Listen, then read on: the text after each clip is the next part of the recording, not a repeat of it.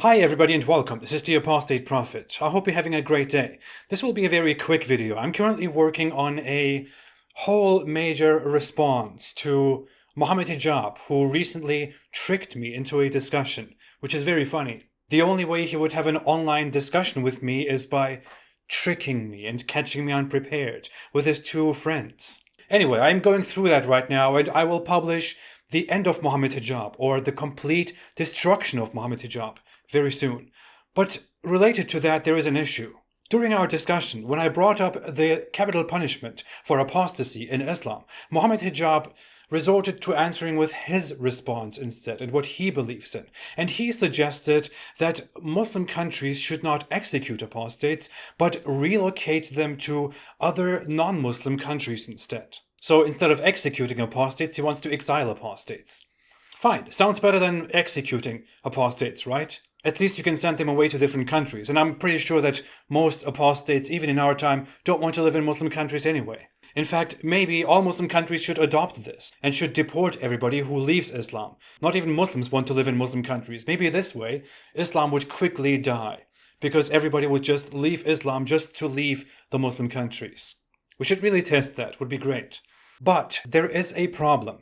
The problem is that Mohammed Hijab said that this was a classical opinion, that this was an option that is in line with classical Islamic jurisprudence. But that's not really true. It turns out that Mohammed Hijab's suggestion is actually unorthodox, that it is based on misunderstandings. What he means is that Muhammad made an agreement with the polytheists in the time when Muhammad was rising and gaining power, where he agreed with his polytheist opponents that if people from his side flee to the polytheists, then the polytheists don't have to send those people back. Muhammad made this agreement with the polytheists because he was not strong enough, and this agreement was full of compromise. Mohammed Hijab, however, references this treaty and some scholars who talked about this treaty and suggests that this treaty poses an example that instead of killing apostates, an Islamic state could just relocate apostates to a different place. But what happened in this agreement was not that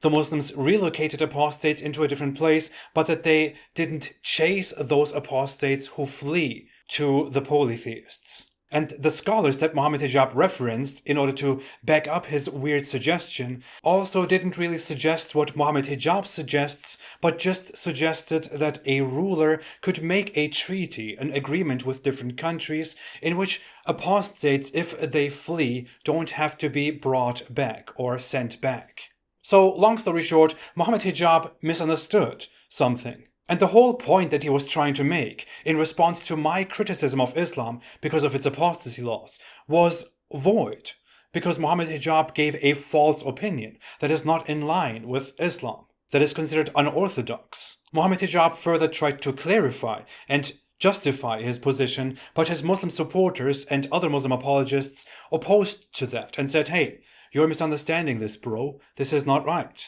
So as we are standing, Mohammed Hijab's apologetics on the issue of apostasy are false. And that was a major part of our discussion. By the way, this shouldn't be lost, although I will definitely include this in my big video. Mohammed Hijab's suggestion that apostates shouldn't be executed but relocated is not due to his compassion for apostates or because he is so reasonable. No, his suggestion is based on the fact that Islamic states could not come out and say, yeah, we should kill apostates. They could not implement such a thing in today's time because they would be boycotted and attacked by more powerful Western countries, by liberal countries. He thinks that therefore Islamic states shouldn't kill apostates right now. And he also thinks that killing apostates is an option. And if his dear Muslim apologist friends and his scholar friends come to the agreement that his suggestion does not sound reasonable and that they should kill us instead, then he would agree with them.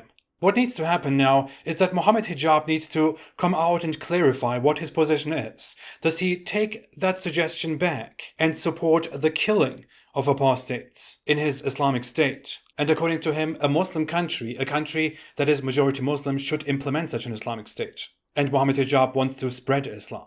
Or does Mohammed Hijab stand by his unorthodox suggestion and want to reform Islam and abandon such atrocious practices?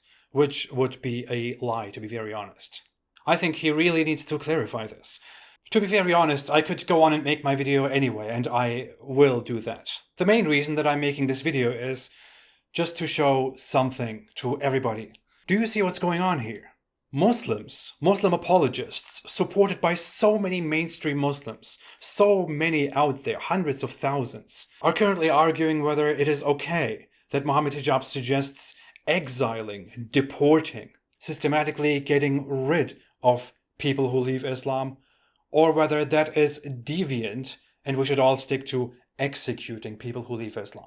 Should we execute people for their beliefs or exile people for their beliefs? Should we massacre people or relocate them forcibly? Can you imagine how it would look if a different group did what they are doing right now? Imagine a different group was trying to figure out whether they should exile the Jews or put them into concentration camps and kill them. Oh wait, that happened, right? Imagine we were out here casually discussing whether we should deport people who convert to Islam or put them into camps and kill them. But you don't need to imagine this one. This is happening right now. Muslims, famous Muslim apologists, are discussing whether they should deport people who no longer believe in Islam or whether they should massacre people who no longer believe in Islam. Actually, they are not discussing. It's just one apologist who comes out saying, hey, we should deport those people instead. And the others are like, what are you talking about, brother? That's not right. We should kill them. So they are basically discussing the apostate question and the final solution to the apostate question. How fantastic. You know what? It's ironic that every ex-Muslim that I know opposes the systematic persecution and eradication and killing of Muslims. Whereas most of these people who are Muslims, the people that we try to protect, support the eradication of me and every other ex-Muslim out there. But they are the good ones, the morally superior ones, because there is nothing wrong with massacring apostates, because that's right according to Islam.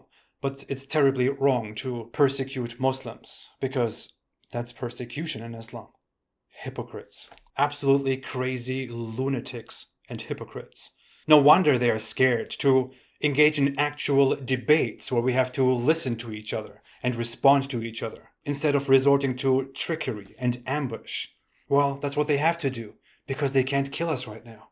If you want to help me in my fight against this evil and in my comprehensive deconstruction of this guy and his beliefs, which will come very soon, you can support my work on Patreon. Thank you all so much. I will be back. Have a great day and stay away from Islam.